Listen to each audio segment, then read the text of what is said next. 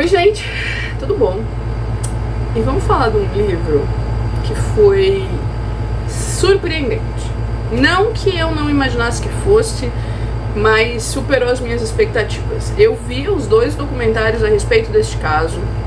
Eu vi todos os vídeos possíveis no YouTube sobre esse caso, mas absolutamente nada me preparou para o que eu encontrei dentro desse livro. Absolutamente nada me preparou para os absurdos contidos aqui dentro. E o mais chocante é que, depois de um tempo, não tinha como os absurdos que são feitos aqui se manterem em segredo, né? Não tinha como as pessoas não saberem quem era a Flor de Lis e o que ela fazia dentro daquela casa com todos aqueles supostos filhos. Mas vamos lá. A história que o Ulysses conta pra gente começa muitos anos antes do crime. A gente vai acompanhar, na verdade, o começo de tudo. Então a gente vai acompanhar a história da mãe da Flor de Lis. É o primeiro casamento da mãe da Flor de Lis, o que ela passou por aqui. Então Dona Carmozina era de uma família, veio de uma família muito humilde. Seu irmão alegava ser como é que eu posso dizer, um médium, poderia se dizer assim, mas não, né, não era. E Carmozina foi forçada a casar com um homem. Ela foi violentada, ela foi espancada, e toda vez que ela fugia para casa dos seus pais, os pais devolviam ela, porque a mãe falava para ela que era assim mesmo, você é propriedade dele, então você tem que aguentar calada e você tem que aceitar o que ele faz com você. A primeira vez aconteceu isso, e na segunda vez ela resolveu fugir para a casa do seu irmão, Michelino. Michelino tinha um terreiro. Michelino fazia ali seus encontros dentro desse terreiro, até que um dia ele percebeu que estava perdendo dinheiro e começou a alugar o terreiro dele. Olha isso, gente, alugar o terreiro dele para um pastor evangélico fazer os seus cultos. Então ele maquiava o terreiro ali e enchia de fiéis, e o pastor pagava para ele um valor. Ele viu que ele estava perdendo grana, deixando esse pastor usar o espaço dele, e virou um pastor evangélico. E começou a ter os cultos evangélicos e os encontros, né, ali no terreiro, que poderia dizer que não era nem umbanda, nem candomblé, nem nada disso. Na verdade era tudo meio satanista, tudo meio... cultuava-se o capiroto, para deixar bem claro, né? E ele fazia ali os trabalhos e foi fazendo as duas coisas. Acabou sendo forçado a se casar, porque a igreja, para ordenar pastor naquela época, precisava que ele tivesse uma esposa, né, e família e tudo mais, mas ele logo deixou muito claro que não era para essa menina engravidar. A menina casou com o Michelino, ela tinha cerca de 14 anos, tá? Um belo dia ela engravidou. E o Michelino ficou revoltadíssimo. Nessa época, a Dona Carmozina morava com ele já, e ele simplesmente vira pra Carmozina: nasceu essa criança, dê fim nela. A mãe morre no parto e ela resolve então não dar fim na criança. A Dona Carmozina, apesar de ter gerado a Flor de Lis, ela não era de todo mal, sabe? Ela mentia muito, ela enganava as pessoas, né? Ela era a favor de coisas muito absurdas, mas ela nunca compactuou e nunca concordou com as coisas que a Flor fazia. Ela então foge com essa menina, que ela adota e se torna a sua primeira filha.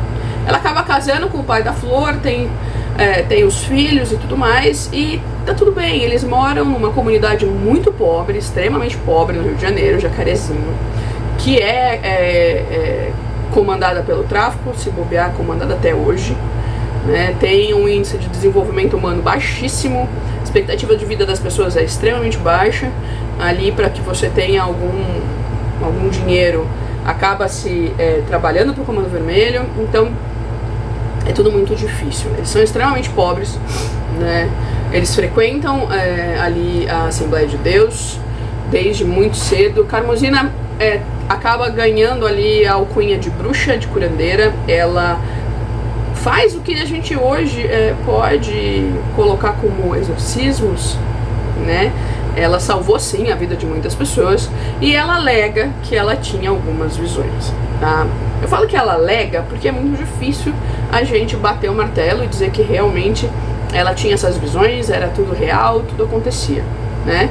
Mas ela preveu sim a morte de um dos seus filhos, do seu marido, preveu um acidente que aconteceu com a banda que o marido tinha, né, com os filhos. Inclusive Flor de Lis começou a cantar nessa banda, né, e ela preveu tudo isso e realmente veio a acontecer. Foi um acidente terrível. Ela perdeu o marido, perdeu um filho ali. É uma mulher extremamente sofrida, mas não podia haver uma oportunidade de ganhar dinheiro. E no velório, né, e no enterro dos integrantes desta banda, ela aproveita a voz da Flor de Lis para começar a ganhar um dinheirinho ali com a filha. Falava-se naquela época que a filha era extremamente bonita, não sei aonde, mas tudo bem. E ela tinha uma voz, isso a gente não pode negar, ela tinha uma voz poderosa, ela cantava muito bem. Mas o sonho da Flor de Lis sempre foi ser pastora, e a igreja não ordena mulheres, né? Ela sempre quis, e a gente sabe que ela vai conseguir, mas para isso ela vai montar a sua própria igreja, né? Os anos vão se passando, Flor de Lis cresceu em Jacarezinho, construiu família em Jacarezinho, começou a recolher as primeiras crianças ali em Jacarezinho. Mas a Flor de Lis, ela descobriu uma maneira de manipular as pessoas muito jovem, né? E ela nunca respeitou o status de relacionamento de ninguém. Ela ficava com aquela pessoa e dane-se, tá? Ela nunca se importou se tinha marido, se tinha filhos, nunca se importou, tá? Então ela tinha ali um apelido que com a época era extremamente condizente. Tinha um político que usava um slogan de varre, varre, vassourinha, porque ele alegava que ele ia varrer toda a sujeira, toda a corrupção, né? Estamos tentando até hoje, não conseguimos. E ela tinha 2 apelidos ali dentro da comunidade, que era Vassourinha, por um bom entendedor meia palavra basta, e Motosserra, né? Ela passava destruindo, ficando, pegando, não interessava. Ela ficava com quem ela quisesse. Eu acho que metade da comunidade de Jacarezinho ficou com essa mulher aqui. E ela criou, lógico, alguns inimigos e tudo mais, inclusive dentro do Comando Vermelho. Mas um dia, junto de uma amiga que inclusive era ex-namorada do seu irmão, meu irmão falecido, que faleceu de uma maneira extremamente trágica dentro de uma piscina. Foi muito tenso ler essa cena. O Ulisses, ele consegue realmente levar a gente pra dentro da história. E aí a Rose, ela se une com a Flor de Lis para salvar crianças do tráfico, né, filhos de adictos e tudo mais. E a Flor começa assim a recolher essas crianças, só que chega num ponto que não é mais para salvar essas crianças. Ela quer a atenção que aquilo traz para ela, as doações que aquilo traz para ela, a visibilidade na mídia que aquilo traz para ela. E a visibilidade na mídia é tanta que até o chefe do tráfico vira para ela e fala: se mais alguém subir aqui, a gente acaba com a tua vida. Ela acaba tendo que sair de Jacarezinho, ela vai morar em outro lugar para continuar recebendo a visita dos repórteres e tudo mais. A história dela com o Anderson começa mais ou menos nessa época. Só que o Anderson já fazia parte da família e já conhecia a Flor antes. Simone é a filha mais velha da Flor de Lis, filha biológica. E ela namorou com o Anderson. Mas a Simone, ela, hoje em dia não podemos falar nada a respeito, mas naquela época ela também não era uma pessoa que a gente pode chamar de leal. Ela namorou o Anderson, mas o Anderson era um rapaz pobre, batalhador e tudo mais, e ela queria dinheiro. Para isso ela ficou com outro Anderson, que era do Comando Vermelho, que tinha uma esposa. Mas para ela isso não importava, e ela foi inclusive estimulada, incentivada a continuar com esse duplo relacionamento, né, tendo esses dois homens, pela mãe e pela avó, porque o cara do tráfico trazia dinheiro e respeito naquele momento, e o Anderson provavelmente teria um futuro brilhante. Aí, até que o Anderson termina com ela, descobre que ela tá ficando com outro e papapá, né? Ela tem uma época que ela até forma um trisal, ela acaba perdendo o namorado da época pro cara, né? E vai tendo essas histórias ao longo da vida dela, até que a mãe bate os olhos no Anderson e resolve que o Anderson é dela e acabou, vou namorar com o namorado da minha filha, né? Assim, extremamente inconcebível pra mim algo do tipo. Não imagino minha mãe fazendo algo do tipo, acho que eu não imagino mãe de ninguém fazendo algo do tipo, mas sim, aconteceu. Tanto que Flor de Lis casou com o Anderson, né? E morávamos todos dentro daquela casa. A Simone com o André, que era o namorado atual, o Anderson com a Flor de Lis, e todos aqueles jovens e aquelas crianças supostamente resgatadas. Digo supostamente resgatadas porque 90% deles não tinha a história pregressa que a Flor falava, e alguns deles eram meliantes, eram bandidos procurados pela polícia, tanto que existe um fato de quando a Flor vai ao programa da Ana Maria Braga, ela não leva todos os filhos, porque alguns não podem aparecer, senão serão presos, e a Flor sabe disso, o Anderson sabe disso. Eles até tentam arranjar 50 crianças, mas não conseguem levar 50 crianças porque não dá, né? E a Ana ainda conta essas crianças e fala, ué, tá faltando, né? E é tão absurdo que chegou num ponto que ela não tava nem aí se ela tava tirando essas crianças de um leito familiar, um seio familiar bom. Eu ouso dizer que algumas dessas crianças foram sequestradas, né? As famílias ficavam atrás, mas a manipulação era tão grande que as crianças escolhiam ficar ali com a mãe Flor. 90% desses meninos tomaram banho com a Flor e passaram por abusos sérios, alguns por abusos tanto com a Flor quanto com o Anderson.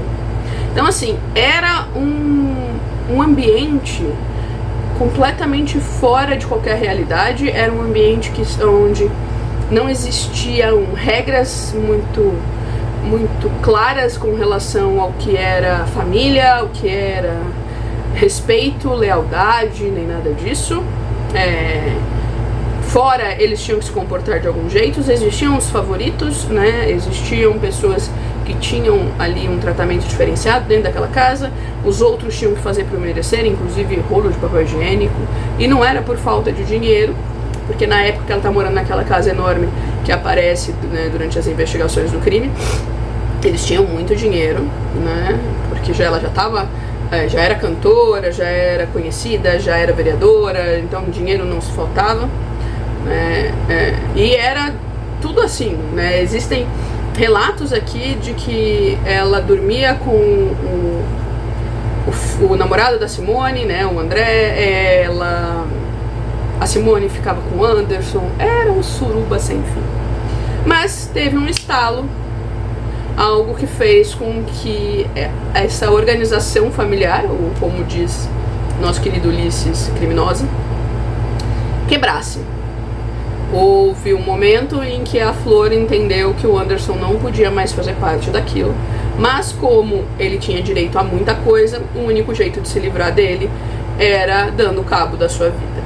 Foi tentado envenenamento, não deu certo, e aí a única solução seria fingir um latrocínio.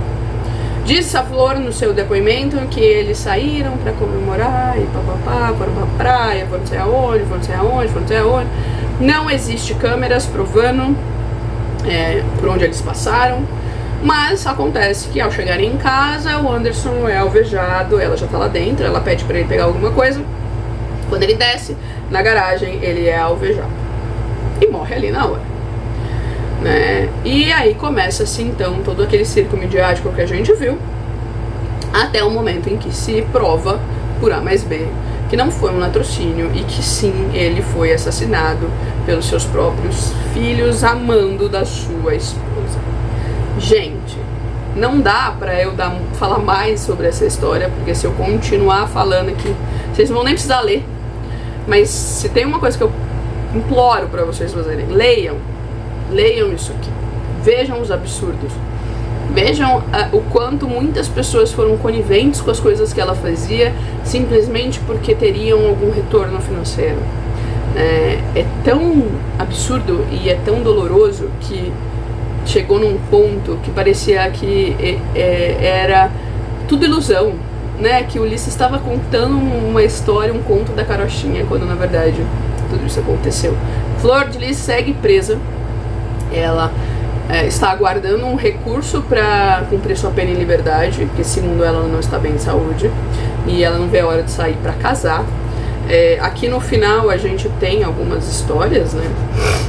Mas ela principalmente, aqui tem as fotos e tudo mais, e o que me chama muita atenção não é nem as pessoas com as quais ela conviveu, nem nada disso, mas é o fato de que abriram novamente a igreja e as pessoas seguem frequentando um culto organizado por um membro da família da Flor de Lis, né? É extremamente bizarro, né, pensar que as pessoas ainda possam acreditar em qualquer coisa dessa família. Inclusive, uma das filhas está em liberdade provisória, ela está usando tornozeleira eletrônica, mas ela virou influencer. Quem faz o influencer somos nós. Então assim, gente, convenhamos, se ela está sendo julgada pelo crime de homicídio, organização criminosa, como é que vocês podem dar palco para esse tipo de pessoa? É isso que eu não entendo. Nunca vou entender. Tenho curiosidade? Tenho curiosidade. Eu entendo a curiosidade, mas eu nunca daria palco para uma pessoa que está sendo investigada, que já está aguardando um segundo julgamento, vai ser condenada com certeza. Nunca. Mas é isso, gente. Eu vejo vocês no próximo e tchau.